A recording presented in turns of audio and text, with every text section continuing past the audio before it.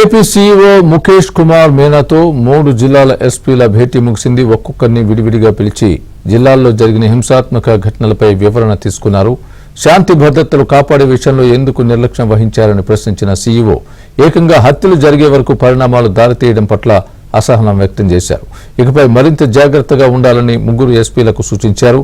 ఏపీలోని శాంతి భద్రతల విషయంలో నేరుగా కేంద్ర ఎన్నికల సంఘం ప్రత్యేక దృష్టి పెట్టిందని అన్నారు. ఈ 3 ఎస్పీల వివరణ నివేదికను కేంద్ర ఎన్నికల సంఘానికి ముఖేష్ కుమార్ మీనా పంపనున్నారు.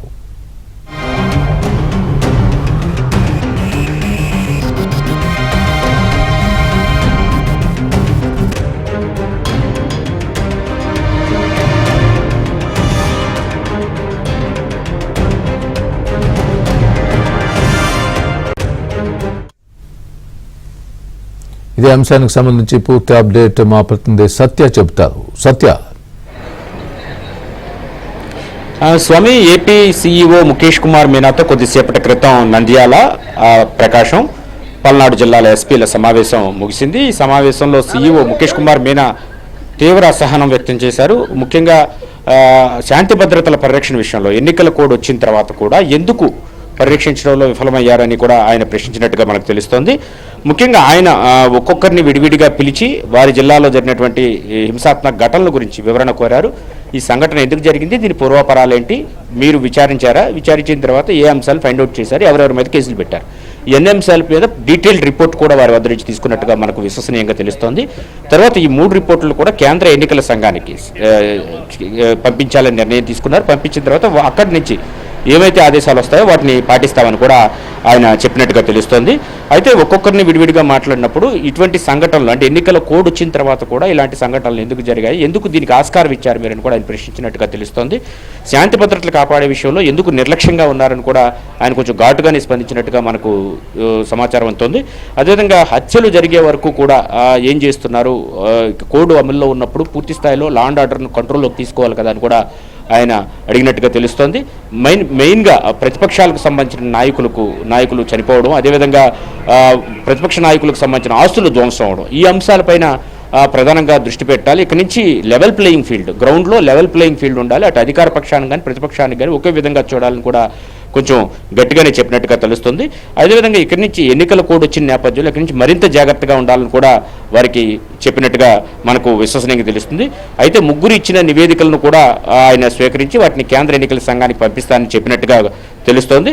మరోవైపు ప్రకాశం, అదేవిధంగా నంద్యాలలో జరిగినటువంటి హత్యల విషయంలో ఆయన కొంచెం సీరియస్ అయినట్టుగా కూడా మనకంతా సమాచారం బట్టి తెలుస్తోంది.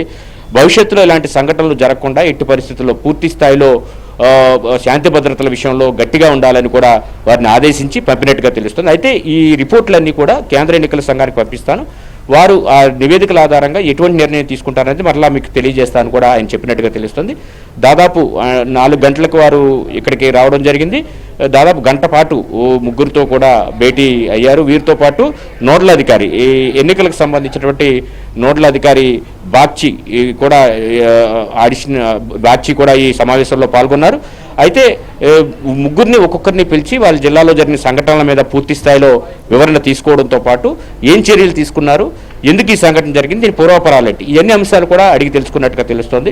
ముఖ్యంగా పల్నాడు జిల్లా ఎస్పీ విషయంలో అక్కడ టీడీపీ నాయకుడి యొక్క ఆస్తి ఏదైతే వాహనం ఉందో దాన్ని ఇంటి ముందు నిలబెట్టినటువంటి కారును దగ్ధం చేసిన ఘటనపైన కూడా వివరణ అడిగినట్టుగా తెలుస్తోంది. అదేవిధంగా నంద్యాల జిల్లాలో ఒక మార్కెట్ యార్డ్లో జరిగినటువంటి సంఘటనలో ఒక వ్యక్తిని హత్య చేయడం, అక్కడికక్కడే ఆ వ్యక్తి చనిపోవడం, ఇంతవరకు జరిగినప్పటికీ కూడా ఎందుకు ఇమీడియట్గా స్పందించలేదనేది కూడా గట్టిగా ప్రశ్నించినట్టు తెలుస్తుంది. ఇక ప్రకాశం జిల్లా విషయానికి వస్తే కనుక గొడ్డళ్లతో టీడీపీ కార్యకర్తని హత్య చేయడం, అది చాలా తీవ్రంగా పరిగణిస్తున్నామని కూడా చెప్పడం జరిగింది. ఆ జిల్లా ఎస్పీకి కూడా ఘాటుగానే ఇకపైన లా అండ్ ఆర్డర్ విషయంలో ఏమాత్రం నిర్లక్ష్యం వహించినా సహించేది లేదని కూడా చెప్పినట్టుగా తెలుస్తుంది. కాబట్టి 3 ఇచ్చిన వివరణ తీసుకున్నారు. దాన్ని కేంద్ర ఎన్నికల సంఘానికి పంపిన తర్వాత వారిచ్చేటువంటి సూచనల మేరకు వారి మీద చర్యలు ఉండే అవకాశం ఉంది. వీరితో పాటు రాష్ట్రంలో మరో 14 మంది ఎస్పీలు లేదా ఇతర ఉన్నతాధికారుల పైన కూడా త్వరలోనే 2-3 రోజుల్లోనే బదిలీ వేటు ఉండే అవకాశం ఉన్నట్టుగా కూడా చెబుతూ ఉన్నారు.